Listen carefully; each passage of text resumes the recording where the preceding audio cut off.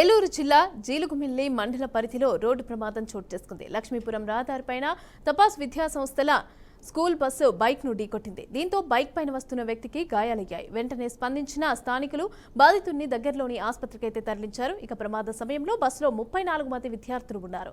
ఎవరికి ఎలాంటి ప్రమాదం జరగకపోవడంతో ఇక విద్యార్థుల తల్లిదండ్రులంతా కూడా ఊపిరి పీల్చుకున్నారు. బస్సుకు ఫిట్నెస్ లేకపోవడం వల్లే ప్రమాదం జరిగినట్లుగా తెలిసింది. ఇక ఇలాంటి బస్సులకు పర్మిషన్లు ఎలా ఇస్తారని స్థానికులు ప్రశ్నించారు. అనుమతి ఇచ్చిన వెహికల్స్ ఇన్స్పెక్టర్ పై చర్యలు తీసుకోవాలని డిమాండ్ చేశారు. అయితే ఘటనపైన ఆదివాసీ మహాసేన రాష్ట్ర అధ్యక్షుడు తెల్లం హేమంత్ ఆగ్రహం వ్యక్తం చేశారు. వచ్చేటప్పుడు రన్నింగ్ స్టీరింగ్ పట్టాక లెఫ్ట్ సైడ్ లాగేసింది. అప్పటికే బ్రేక్ వేసుకొని వచ్చాను కానీ కంట్రోల్ అవ్వలేదన్న. కట్టగాడికి వచ్చాక హ్యాండ్ బ్రేక్ వేసేసి వెళ్ళాను. కట్టగా ఇచ్చిగా మనోడు తగిలి అట్లా బండి పడిపోయింది. మెయింటెనెన్స్ ఎప్పుడు చేయించారు బండికి? సంవత్సరం అవుతాను. మధ్యలో ఏం చేయించలే మరమ్మతులు? చేపిస్తున్నాం సార్. ఎప్పుడు